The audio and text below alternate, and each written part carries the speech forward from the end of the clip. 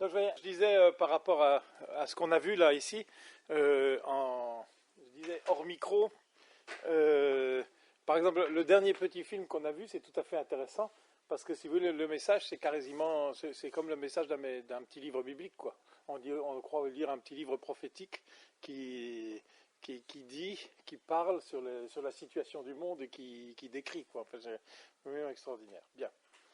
Alors voilà, donc dans cette perception, donc cet appel à voir, à savoir lire, hein, effectivement, on voit aussi encore hors micro, on disait oui, mais Jean Deloisy, c'est un gars intelligent qui sait décrypter, mais je crois qu'il faut vraiment qu'on, peut-être pas d'une manière théorique, mais que au moins dans l'écoute des gens, au moins dans l'écoute des choses, nous puissions décrypter cette fin du ciel et ensuite justement apporter l'évangile, hein, parce que bien, mais pas dire que les gens n'ont pas d'appétit. Je crois que c'est très important pour nous de découvrir cette soif des gens. Bien.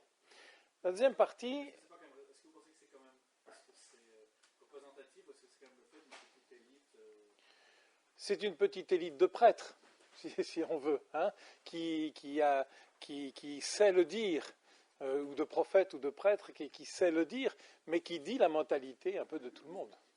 Hein, c'est le désenchantement. Par exemple, dans l'exposition, quand on passe avec ce désir de trouver le surhomme, un homme nouveau, des perceptions nouvelles, enfin avec tout l'aspect psychique que couvre l'ésotérisme, etc., des années 90, 1910, et puis qui est complètement cassé par la guerre, hein, avec le désenchantement du monde, bon, ben, ce sera dit dans la littérature, c'est dit dans l'art, c'est dit dans la société.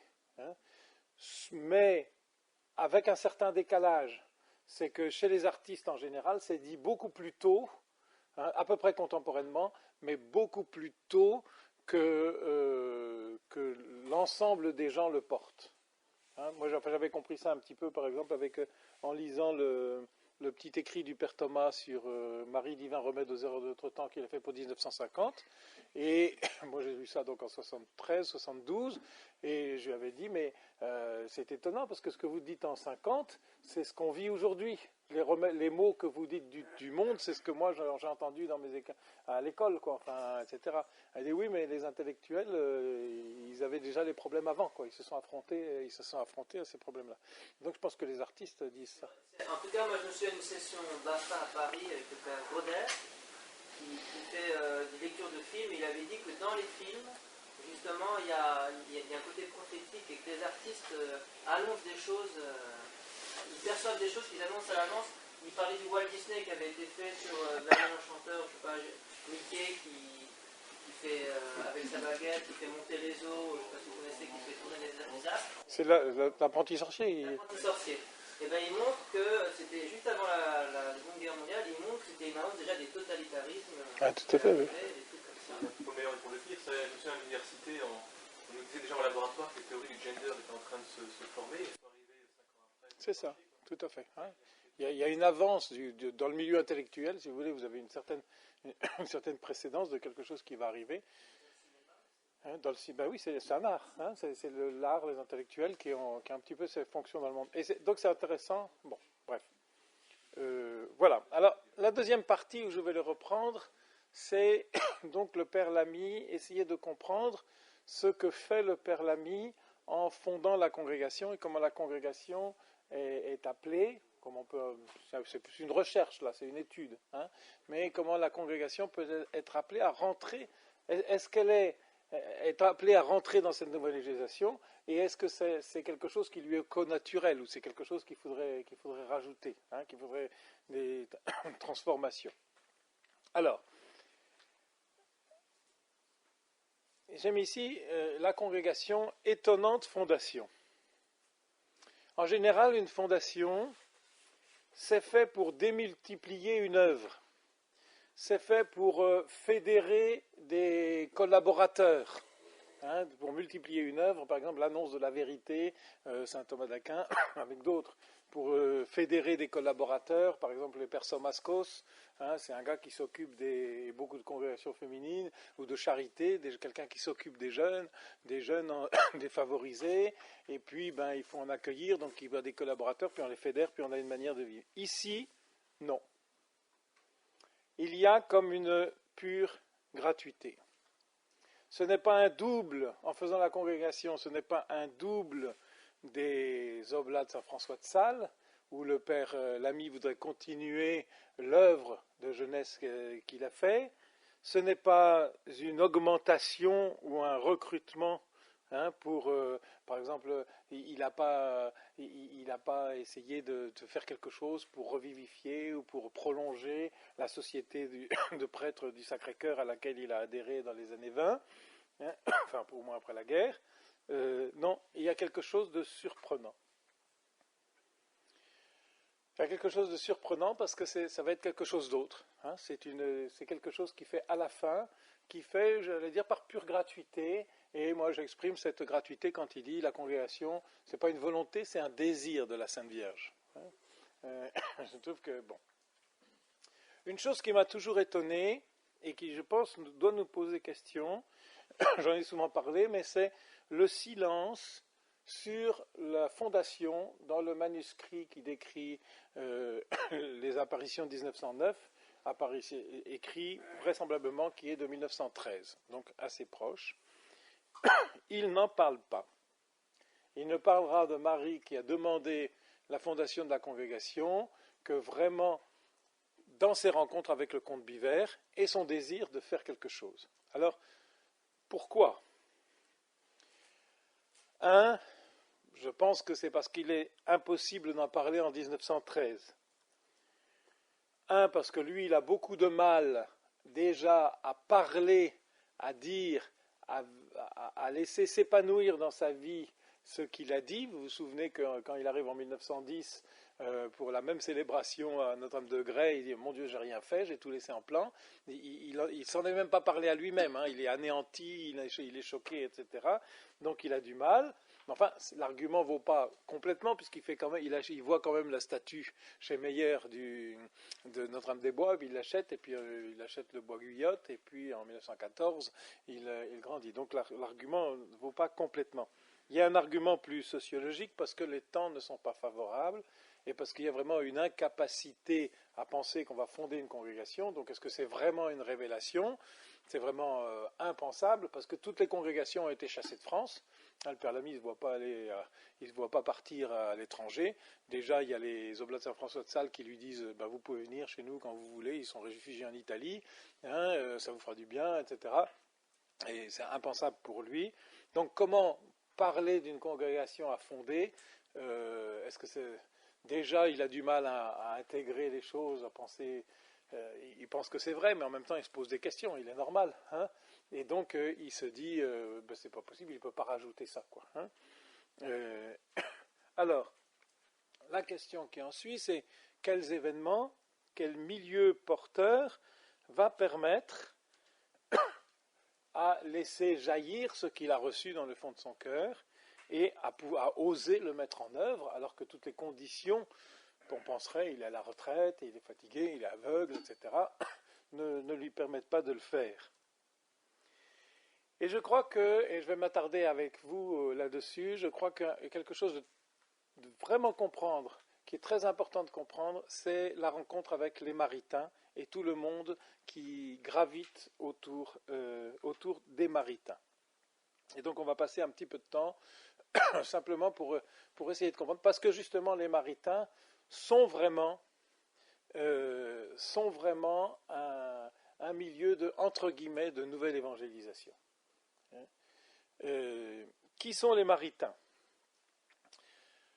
Jacques et Raïssa Maritain, c'est un jeune couple à la fin du 19e, qui sont athées, socialistes, enfin républicains au moins, et qui font la rencontre d'un homme étonnant, qui est Léon Bloy, qui est un chrétien hors cadre. Je ne sais pas, tu saurais sûrement mieux le définir que moi, mais qui tire sur tout ce qui bouge, sur tout ce qu'il voit, et qui a des intuitions assez fulgurantes, et qui vit très pauvrement et qui essaye de vivre une vie chrétienne hors cadre, mais voilà. Au début, mais après non. Bon. Il est cité par le cardinal d'abord. Hein? Bon, enfin, toujours est-il qu'auprès du couple des Blois, enfin, de la famille Blois, ils vont se convertir, ils vont le recevoir le baptême à Montmartre dans tout début des années 1900. Et Maritain va faire... Jacques Maritain donc, est un intellectuel et il va faire la rencontre, il va se passionner un peu pour... il va rencontrer les dominicains, et notamment le père Clérissac, et il va beaucoup étudier saint Thomas, et il va être à l'origine de ce qu'on a appelé enfin, dans une époque où il y avait un renouveau thomisme, il va représenter un aspect, et ce qui va être très intéressant, c'est qu'il va ouvrir ce monde au monde des intellectuels, parce que leur foyer, ils vivent avec la sœur de Vera, la sœur de Raïssa aussi, et ils vivent une vraie sorte de vie en communauté, un vrai foyer de vie spirituelle, autour duquel va tourner un certain nombre d'artistes, d'intellectuels, qu'ils vont faire rentrer, avec qui ils vont partager ce feu qui les habite, qu'ils vont appeler à vivre... à accéder à l'intelligence. Ils disent l'intelligence a mis la foi dehors, mais on va mettre... enfin, c'est une phrase de Raïssa, je ne sais plus, mais je la citerai tout à l'heure, mais c'est vraiment remettre l'intelligence au service de la foi, et dans cette vie profondément contemplative qui est de contempler la vérité et de vivre d'une charité brûlante et très forte. Et ce qui les caractérise, c'est que leur foyer va devenir vraiment ce lieu ce lieu qui est très, très vivant, si vous voulez, ce lieu où les gens vont venir boire, où les gens vont venir se convertir. Il y aura beaucoup de baptêmes d'artistes, etc., des grands noms, des qui ne nous disent rien non plus, mais c'est quand même tourne autour de ce milieu. Viendra Rouault. Qu'est-ce que vous pouvez connaître? Cocteau, Guéon, Julien Green, et puis énormément de monde, des prêtres, Stanislas Fumet, le père Zindel qui viendra même dans le cercle maritain quand il sera à Paris, Éric Satie, je ne sais pas s'il est venu, mais enfin, vous voyez, enfin, tout ce rayonnement absolument extraordinaire, avec beaucoup d'autres noms. Enfin, c'est cité un peu, vous avez une liste de noms, mais qui n'est pas exhaustive, mais dans l'ouvrage du père Marie-Jo.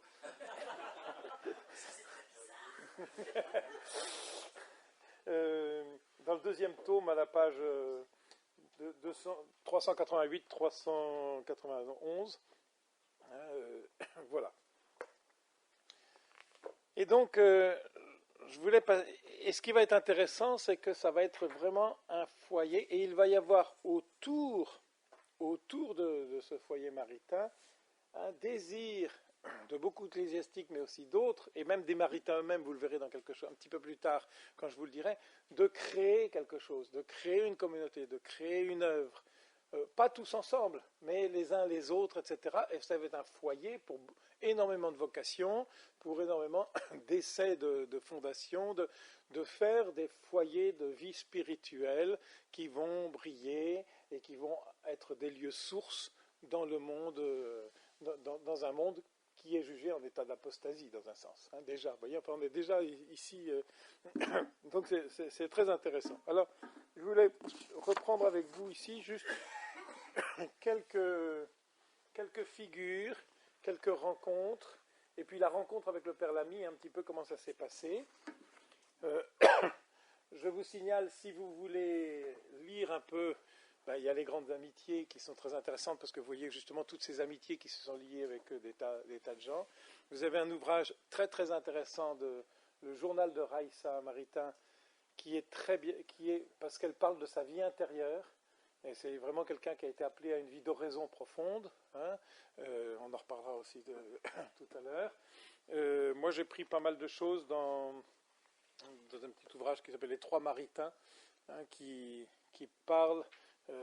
d'habitude, on parle de Jacques Maritain ou de Jacques et de Raïssa, et là, qui parle un peu de l'ensemble des trois. Le sous-titre, c'est La présence de Vera dans le monde de Jacques et de Raïssa. Alors, je les ai cherchés pour préparer, je ne les ai pas trouvés. Je me suis dit, elles se sont réfugiées. Elles se sont réfugiées chez toi ou pas? Parce que j'ai souvenir qu'elles étaient là, mais je ne les ai pas retrouvées. Le souvenir, c'est qu'on a acheté il y a 6 mois. Oui, oui, mais je les ai vues quand même, elles étaient dans la salle. Bon, enfin voilà. Alors, on va voir tout ça, vous vous inquiétez pas, il y a dans les grandes amitiés, il y a dans le journal de Raïssa, etc. Moi, je répertorie toutes les fois où il parle, où Raïssa parle du Père Lamy, vous pourrez vous l'envoyer. Oui, oui, mais voilà. Alors moi, je voulais vous en parler, je voulais lire avec vous quelques pages des noms que l'on entend, qu'on a l'habitude de côtoyer. Juste, vous avez par exemple Charles Henrion, le père Henrion, parce qu'on parle beaucoup de lui, on a parlé un peu, hein, le père Lamy avec lui, c'est vraiment des gens qui avaient le désir de fonder, de faire quelque chose, ou le prince Guica, auquel le père Lamy voulait s'associer, beaucoup de gens, parce qu'il y avait par exemple Jean-Pierre Alterman aussi, bon alors d'une manière très noble, le père Lamy dit, bon, il a 2 voies possibles, que ça peut être des prêtres séculiers ou religieux, mais je le soutiendrai dans les 2 cas. Mais enfin, pour l'instant, qu'il ne s'engage pas, parce que pour l'heure, c'est pas encore là. Hein, je veux dire, d'une manière... Hein, oui, il était diocèse de Paris. Et c'est vraiment ce milieu, si vous voulez, qui a été porteur, parce que les gens se convertissaient. Vous entendrez aussi en passant dans les lectures, c'est dans le journal de Raïssa, le père Lamy dit qu'il aime les maritains, enfin on appelle le cercle maritain, mais c'est pas juste leur cercle, c'est vraiment toute cette amitié, toute cette communauté, j'allais dire maritain, à cause de son esprit de liberté. Et ça, je pense que ça montre quelque chose, parce que le père Lamy, c'est un homme très classique, qu'on pourrait voir très, très vieux jeu dans un sens, dans ce qu'il dit quelquefois, etc. Un peu quelquefois comme le curé d'Ars, mais qui a un désir, une liberté intérieure, parce que ce qu'il faut, c'est mettre les gens en contact avec la Sainte Vierge, en contact avec Jésus, en contact avec une vie spirituelle. Et ce qui plaît chez les maritains, et ce qui plaît chez le père Lamy pour les maritains, ça va vraiment être cette liberté intérieure et ce désir de vivre de la vie théologale, et où il se trouve assez hors cadre d'ailleurs. Bien. Alors, pour le père Henrion, alors bon, il y a beaucoup de gens qui passent, hein, mais pour ce qui nous intéresse, voilà, je ne vais pas tout lire, j'ai un petit résumé ici. Donc, à 18 ans, c'est un jeune homme il n'est pas encore père donc, qui a perdu la foi. Il va connaître les maritains par Léon Bloy, et il se convertit en lisant Claudel. Il devient tertiaire franciscain, il se retire chez lui et il se passionne pour les mystiques. Il connaît les maritains en 1913, il a une amitié très profonde avec les 3, secrète, qui va durer longtemps, même encore après l'apport du père Lamy, et il se retire encore dans sa jeunesse, avant de les connaître, enfin il les connaît déjà, mais il se retire à Vittel, où il accompagne spirituellement Ève Lavallière, dans sa retraite. Ève Lavallière, c'était une grande actrice de théâtre, de la Belle Époque, et qui s'est convertie, et qui avait devenue tertiaire franciscaine, et qui avait une vie intérieure très importante. Puis, il est ordonné prêtre en 1925. Le père Lamy rencontre les maritains en 1921. Le jeudi de Pâques 1921. Donc vous voyez, il connaît, il va le rencontrer, il n'est pas encore prêtre, etc. Et il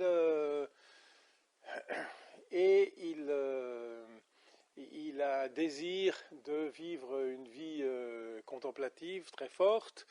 Il se fait ermite dans le désert tunisien. Mais enfin, il revient souvent à Paris parce qu'il ne supporte pas le chaud. Alors du coup, alors effectivement, il est souvent à Paris. Et il rencontre très souvent les maritains. Est-ce que je vous lis ici quelque chose? Non, je vais passer dessus. Une autre rencontre qui va être très... Oui, il a eu des projets un peu sur tout le monde, mais ce n'étaient pas des projets encore avoués dans un sens.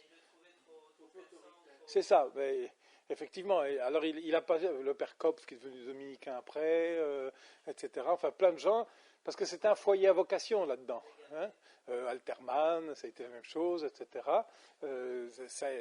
Voilà. Alors, le père Lamy, il est là. Mais ce qui est intéressant, c'est de piger, c'est au contact de cet esprit de vie contemplative, d'amitié forte, enfin, qui fait des liens avec les gens, de recherche de la vérité, c'est là où le père Lamy va repartir pour faire quelque chose, dans son mode bien sûr, parce qu'on verra avec le prince Guica c'est la même chose, mais bon, ça ne peut pas marcher ensemble, etc. Puis c'est vraiment pas le même projet non plus, dans un sens aussi.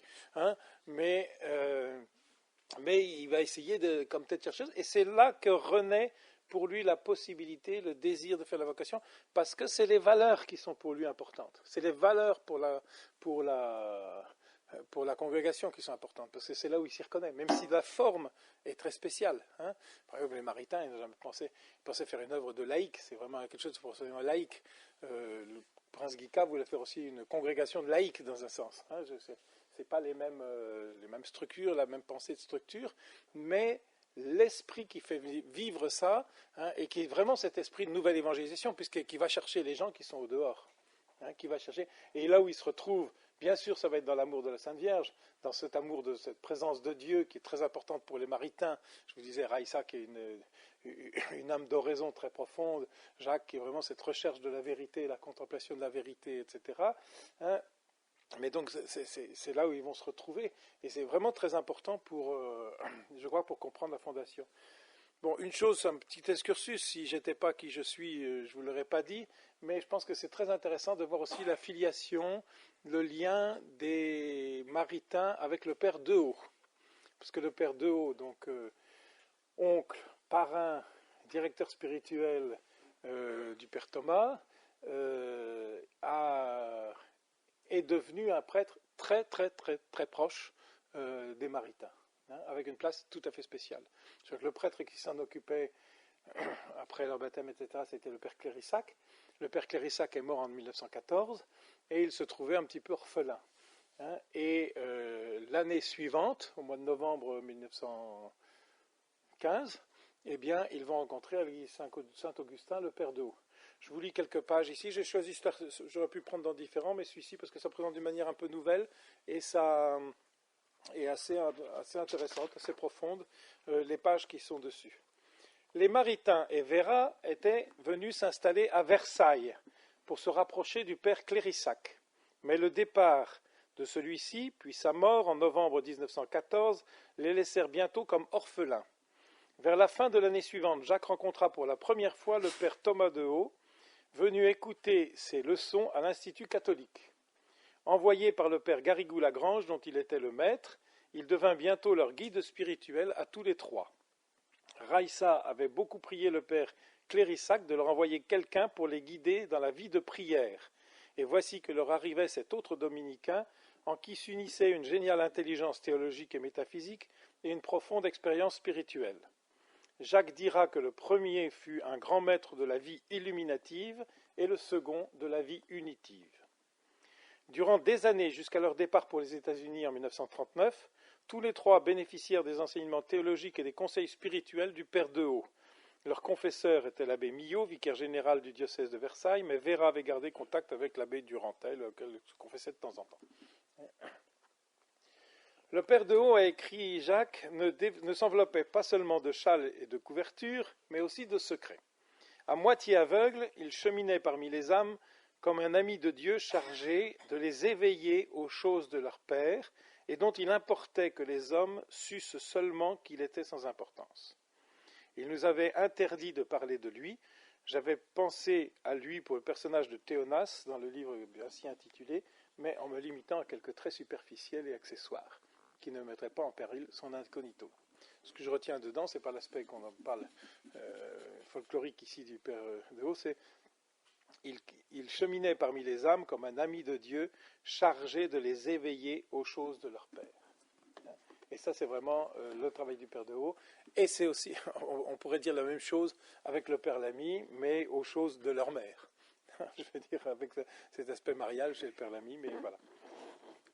Je continue. Jacques passait des heures à lui faire la lecture de Jean de Saint Thomas, le grand interprète de saint Thomas d'Aquin, au XVIIe siècle, et à écouter ses commentaires. Et c'est grâce au Père de Haut que Raissa et Vera, quant à elles, trouvèrent leur voie dans la vie spirituelle. Il conseillera à Raissa de ne jamais résister à un appel intérieur au recueillement et de donner à Dieu tout le temps qu'il demanderait, à moins qu'elle en soit détournée par un devoir de charité ou quelque autre nécessité. Effectivement, elle donna à l'oraison toutes ses matinées et y trouva la paix. C'est le Père de Haut, dont je lis dans le journal, qui lui a demandé de prendre toutes ses matinées pour faire oraison. Et après, ça a débordé aussi sur l'après-midi. Bon. Vera ne reçut pas le même conseil, mais fut également orientée vers une union à Dieu faite d'abandon et de miséricorde, de tendre confiance en sa bonté, et en même temps de présence fraternelle aux peines et aux besoins des hommes. Fidèle elle aussi à l'oraison, mais dans le mouvement incessant de la vie. Point. Jacques rapporte que le Père de Haut et Vera priaient longuement ensemble. Elle lui confiait tout, c'était le secret du roi. Nous avons entrevu plus tard de quelle intimité avec Jésus il s'agissait là. C'est Jacques Maritain qui parle. Fin de la citation. Non seulement Vera, dans la compassion affectueuse envers tous qui faisait le fond de son attitude spirituelle, montrait une capacité toute spontanée à accueillir les personnes et à se charger des fardeaux du prochain. Elle savait deviner lorsqu'une personne était déprimée ou dans l'épreuve, et elle en prenait soin avec naturel, quelle qu'elle fût. Il arriva même que dans des moments difficiles pour leur père spirituel, lui-même trouva auprès d'elle paix et réconfort. Une toute singulière et entière confiance s'était établie entre eux, comme l'attestent leurs prières communes et leurs longs entretiens spirituels. Le Père de Haut avait en Vera une confiance spéciale, et Raissa écrivait un jour à sa sœur « Toi qui conseilles même le Père ». De leur correspondance qui aurait pu nous éclairer sur bien des choses, il n'est rien resté car Vera a tout détruit. Elle a pourtant conservé une note, datée de 1917, bon je vais vous faire la grâce de la suite, vous pourrez aller voir, mais qui parle de l'esprit d'abandon finalement, de l'abandon à la grâce. Sous la direction du Père de Haut se confirmèrent les orientations qui leur étaient apparues pour tous les trois après le baptême, et qui s'inscrivirent encore plus profondément dans leur vie et dans leur maison. Toujours plus nous acquérons la conviction que l'unique but de notre vie est la contemplation, écrivit Jacques à Don de Prunier le 29 juin 1919.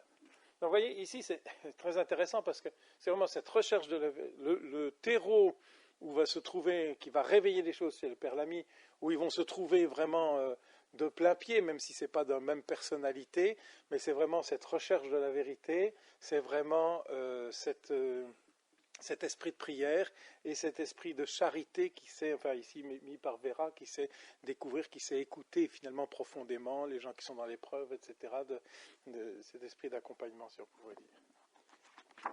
Vous avez ici après un petit passage sur une protection spéciale de Marie, et là c'est très intéressant parce que pourquoi le Père Lamy parle de la salette dans les manuscrits du Comte Vivert, simplement parce que la salette était une découverte de la Sainte Vierge par les Maritains. Donc il y a toute une polémique autour de la salette. Alors le Comte Vivert le pousse pour parler et dire qu'est-ce que vous en pensez. La même chose sur Saint Louis-Marie de Montfort. C'est très intéressant parce que sur Saint Louis-Marie de Montfort, quand vous lisez les manuscrits, vous dites le Père Lamy, il n'a pas l'air de trop aimer Saint Louis-Marie de Montfort. En fait, il n'en est rien. Frère Marie-Joseph a bien établi ça dans son travail. Mais la difficulté, c'est que le Comte Vivert, qui est un peu apparitionniste, si vous voulez, ce qui l'intéresse, c'est les apparitions au sens de comment c'est concrètement, et puis aussi des révélations un peu de la fin des temps, etc. Donc sur le thème des apôtres des derniers temps. Et le Père Lamy s'est toujours refusé à dire que nous étions l'incarnation des apôtres des derniers temps, au sens un peu apocalyptique. Et du coup, il met un frein, mais c'est juste sur ce sujet, c'est pas sur l'amour à Marie, au contraire. Et alors, juste après cet aspect marial, il y a ici la description de la rencontre avec le Père Lamy, qui va faire un peu la synthèse que nous propose le frère Charles. En relevant dans son journal les événements survenus en avril 1921, Raissa écrit « Nous avons fait la connaissance du Saint-Curé de la Courneuve, l'abbé Lamy. C'est le docteur Vaton qui nous l'a amené le jeudi de Pâques 1921. Enfin, Marie-Joseph n'a pas trouvé, moi non plus, qui était ce docteur Vaton. Entrait ainsi dans leur vie un prêtre extraordinaire, que Jacques inscrirait bien des années plus tard sur la liste de ceux auxquels notre gratitude se porte d'une manière absolument éminente, comme à des saints que le ciel a mis sur notre route ici-bas pour assister de leur charité le plus intime de nous-mêmes et pour combler nos âmes de leurs bienfaits. C'est dit du Père Lamy, c'est dit du Père de Haut, c'est dit d'énormément de monde, mais c'est ça qui résonne. Hein, c'est vraiment cette rencontre avec le Christ. C'est des instruments de la rencontre du Christ. Donc, vous voyez, la recherche de la vérité, de la charité, de la vie intérieure, et de cette vie intérieure qui est une rencontre, de cette dimension contemplative de la vie intérieure. Même si le Père Lamy se dit aussi, moi je ne suis pas un contemplatif, si on le met un peu sur les... si on veut lui faire lire des traités, enfin, le comte Biver essaye le jour de dire, mais la spiritualité, oh non, moi c'est tout simple, je dis mon chapelet, quoi, etc. On n'empêche qu'il a des visions, etc. Bon, voilà. Le docteur Vaton, qui l'accompagnait, fréquentait les réunions d'études qui se tenaient régulièrement chez les Maritains. À ce moment-là, Raïssa était une fois de plus touchée par la maladie. Elle venait de subir de nombreux examens dans l'éventualité d'une opération qui, à l'époque, présentait de graves risques. Le père Lamy, dans la voiture qui le ramenait, après qu'il ait passé l'après-midi avec les Maritains, avait dit, oui, il ne va pas seulement à la réunion, il passe l'après-midi chez eux.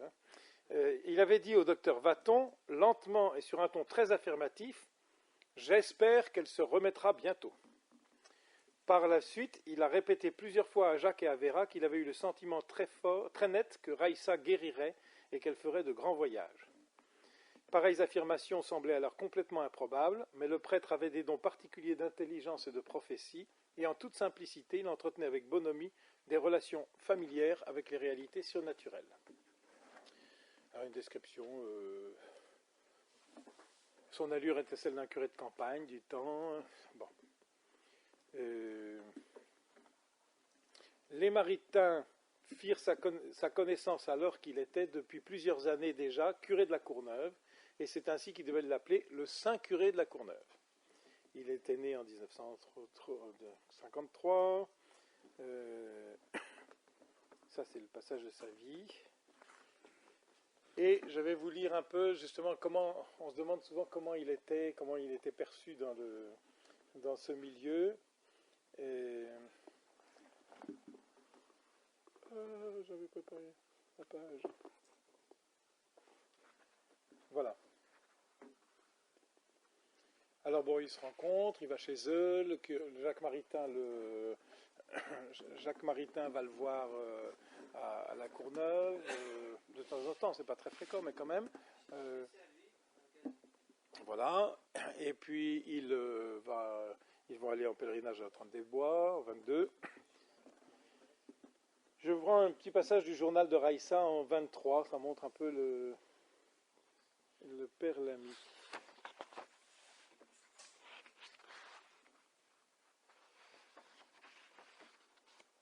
9 janvier 1923, Jacques va voir le Saint Curé. Celui-ci dit qu'il aime les cercles thomistes à cause de leur esprit de liberté. C'est cela qu'il faut, dit-il, c'est ainsi qu'il faut grouper les âmes. Vous voyez ? Il faut grouper les âmes. C'est le père Lamy. Jacques lui dit 2 mots de Miss V. Je ne sais pas qui c'est celle-là, c'est pas grave. Lundi 15, non, c'est une Miss extérieure. Elle doit être une anglaise parce que vous l'appelez Miss ou américaine. Le 15 janvier, l'abbé Lamy et moi chez Miss V. J'arrive la première. Je la vois seule quelque temps. Elle me dit que les cercles thomistes sont une œuvre très importante et qu'il faut travailler à étendre. Que Jacques devrait s'occuper des Japonais et des autres étudiants qui se joindront à eux dans son œuvre, en ce qui concerne les études philosophiques. Elle me dit aussi que nous devons travailler avec elle, avoir une maison à nous, avec quelques chambres disponibles. Arrive le Saint Curé, puis Jacques. Le Saint Curé et Miss V s'entretiennent seuls quelques instants. Il est d'accord avec Miss V sur l'œuvre de notre Seigneur, dont notre Seigneur l'a chargé. Il ne s'agit pas d'un institut religieux, mais il s'agit de former des foyers d'intense vie chrétienne. Et, disait le Saint Curé, de tels foyers se multiplieront et finiront par embraser le monde. C'est pour préparer les apôtres pour les derniers temps. Là, il n'est pas avec le compte d'hiver, donc il peut le dire. C'est une glose du compte d'hiver. De quoi? Non, ça c'est... Alors, C'est une glose de Raissa ou c'est faire la mire pour penser qu'il a employé cette formule? alors, elle met entre guillemets, de tels foyers se multiplieront et finiront pour embraser le monde. Fermez les guillemets. Point virgule, c'est pour préparer les apôtres des derniers temps. Elle ne le cite pas comme parole de lui, mais c'est dans le milieu, quoi, quand même. Ah, bon. Voilà. Et puis, je vais vous lire aussi ce petit tiens, que vous avez sûrement lu. Oui,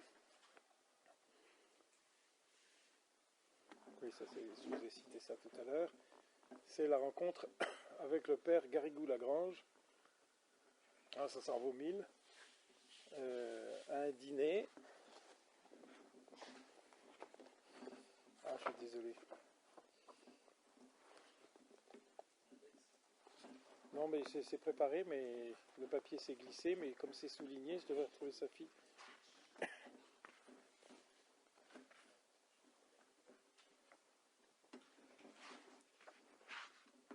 Je devrais retrouver ça vite, mais... Oh bah bon, non, il faut vraiment que je le retrouve. Mais ça va être cité ici, peut-être. C'est cité...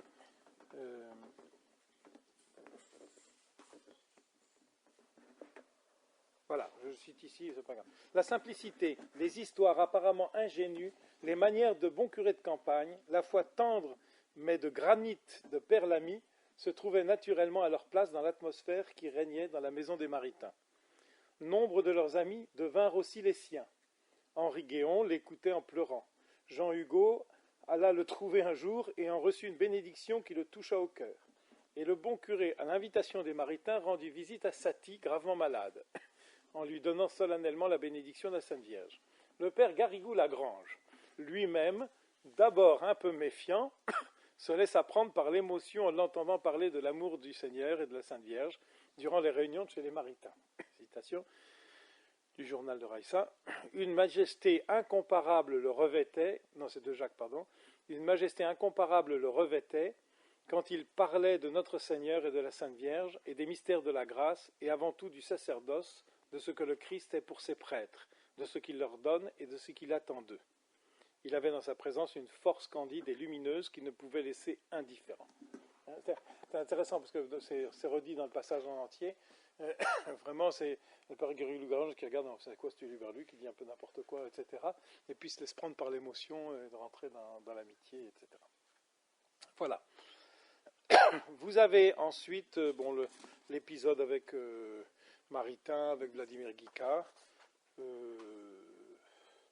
Alors, pour finir avec les Maritains, avant une petite conclusion qu'on fera avec une petite récréation, mais qui ne sera pas longue, la petite conclusion, je voulais vous lire aussi, c'est quelque chose qui vient un petit peu après, mais je pense que ça aide beaucoup à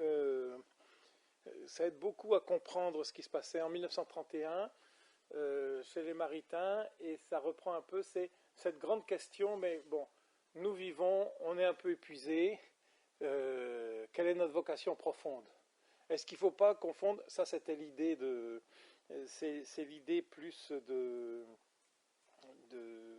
d'amis, et notamment du père Henrion, est-ce qu'il ne faut pas faire des sortes de petits ashrams chrétiens, hein, c'est-à-dire avoir une maison, une petite retraite, où on puisse avoir du temps, et ne pas être pris dans la bousculade dans notre vie? Est-ce qu'il ne faut pas qu'on se retire plus, hein, et accueillir, et avoir une vie plus paisible, plus tranquille, etc.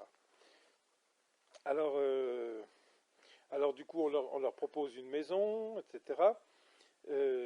Et lorsqu'arriva de manière inattendue l'héritage de Pierre Villard, qui léguait à Jacques une partie de son patrimoine pour qu'il serve à une œuvre de renaissance de valeurs spirituelles et religieuses en France, celui-ci comprit que cela pourrait se faire non seulement à travers son travail philosophique personnel, mais également par une action sur les âmes exercée grâce à quelques centres de rayonnement spirituel. Ce centre fut la maison de Meudon avec sa chapelle, où s'accomplit, grâce à eux trois, cette œuvre de rayonnement. Rencontres et circonstances avaient peu à peu confirmé, orienté le projet, etc. Enfin, c'est tout ce qui se passe. Et donc Donc ils se demandent vraiment qu'est-ce qu'il faut faire, et puis ils vont consulter. Ils avaient beaucoup de relations, notamment chez les Chartreux. Et il y a l'ancien Chartreux de la Val-Sainte, Père Abel, dont Miège, qui était nommé en Italie. Donc ils sont allés le voir, et qui leur dit cela. Raïssa note à ses propos de ces conversations: dont Miège a été d'une netteté absolue. Ce sont des chaînes que notre Seigneur vous a données. Il faut baiser vos chaînes, être surmené et dévoré jusqu'au bout, dans la prière. Exemple du Père Lieberman. Ne pas songer à changer votre vie, à quitter votre poste. Il est trop opposé à l'idée de l'ashram. Ne vous liez avec personne, aimez vos croix. Alors ça ne marche pas directement. Ils ont enregistré, mais c'est comme ça que ça va se passer. Mais il y a un peu ce désir, cette fatigue, etc. Ce temps de changer. Mais c'est vraiment, vous voyez, ce sens de centre spirituel où on va pouvoir consacrer le temps aux âmes, et qui est vraiment un peu de cette... Vraiment, c'est un peu quelque chose de précurseur un peu de la nouvelle évangélisation. C'est aussi ce qui attire, vous voyez, le Père Lamy, là aussi où il se révèle. Et donc, je pense que c'est des valeurs qui sont menées, qui sont des valeurs qui sont aussi des valeurs du Père Lamy, qu'il fait suivant sa grâce, suivant ce qu'il est, mais qui est la congrégation, c'est vraiment quelque chose qui est mis pour, dans ces désirs d'une liberté, pour inviter la liberté intérieure des gens à suivre Jésus, à le découvrir.